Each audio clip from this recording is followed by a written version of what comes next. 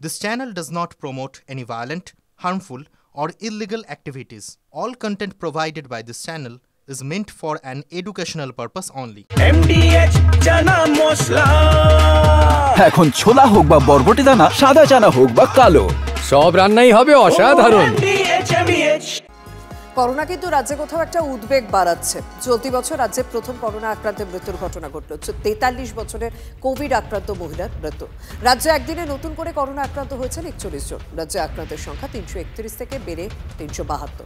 দেশে 4000-এর গণ্ডি পেরোলো করোনা আক্রান্তের সংখ্যা। দেশে করোনা আক্রান্তের সংখ্যা বেড়ে 4026।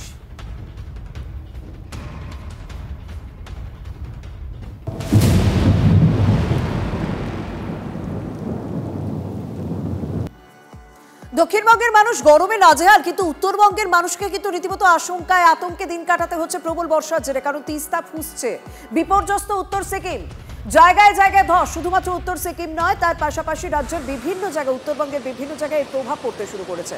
রাস্তাঘাট ভেঙেছে, সেতু ভেঙেছে, কার্যত বিচ্ছিন্ন সিকিমের সঙ্গে যোগাযোগ।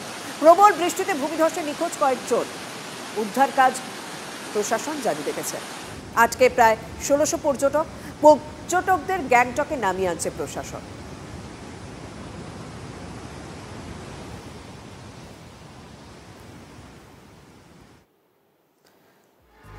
ভুটান পাহাড় এবং ডুয়ার্সে একটানা বৃষ্টির জেরে জল বাড়ছে জঙ্গল লাগোয়া নদীগুলিতেও। বন দপ্তর বিপন্ন হতে পারে বন্য প্রাণ, স্বাভাবিকভাবে তারা ব্যবস্থা নিতে শুরু করেছে।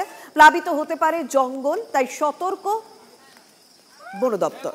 জঙ্গল লাগোয়া এবং জঙ্গলের মাঝখান দিয়ে বয়ে চলা নদীগুলিতে বাড়ানো হয়েছে নজরদারি। হাতি আসলে পরে কি করতে হবে, কি করতে হবে না, এবং বিশেষ করে হাতির এখনকার যে সময়টা, যে সময় হাতি এখন গ্রামে গঞ্জে ঘুরছে, এখন ফসল নেই কিন্তু গ্রামে ঘরে অ্যাটাক হচ্ছে, তো সে ঘরে অ্যাটাক হলে পরে কী করতে হবে সেই বিষয়গুলো এবং বাড়ির আশপাশে লাইট জ্বালানো থেকে শুরু করে সব কিছুই আলোচনা করা। অনেক সময় হাতি খাবারের খোঁজে অনেকের বাড়িতেও আক্রমণ করে।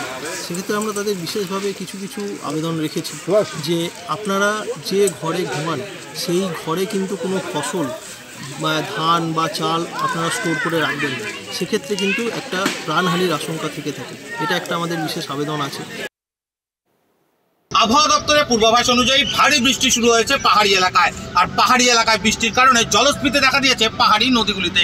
যেই সমস্ত নদীগুলি মূলত জাতীয় উদ্যানের মাঝখান দিয়ে গিয়েছে অথবা সংরক্ষিত বনাঞ্চলের মাঝখান দিয়ে বয়ে গিয়েছে, সেই নদীতেও বেড়েছে জল। তাই বিপন্ন হতে পারে বন্যপ্রাণী, এমনটি আশঙ্কা করছে পরিবেশপ্রেমী থেকে বন দপ্তরের কর্মীরা। সেই কারণে নজরদারি বাড়ানো হয়েছে জঙ্গল লাগোয়া নদীগুলিতে। পাশাপাশি জঙ্গল লাগোয়া যে সমস্ত বস্তি রয়েছে সেখানেও চলছে সচেতনতামূলক প্রচার। বিপন্ন হতে পারে বন্যপ্রাণী, এই আশঙ্কাতেই এই সমস্ত তৎপরতা প্রশাসনিক পর্যায়ে। বলে রাখা দরকার, এর আগেও গত বর্ষাতে জলের স্রোতে ভেসে গিয়েছিল একটি হাতি এবং মৃত্যু হয়েছিল একটি গন্ডার শাবকের। তাই এবার আগেভাগেই সতর্ক রয়েছে বন দপ্তর, সতর্ক নজর রাখছে নদীগুলির উপরে। ডুয়ার্সের মালবাজার থেকে রনি চৌধুরী, TV9 বাংলা। আরে কম দে কিন্তু খাঁটি দে। MDH কাশ্মীরি লাল লঙ্কার গুঁড়ো।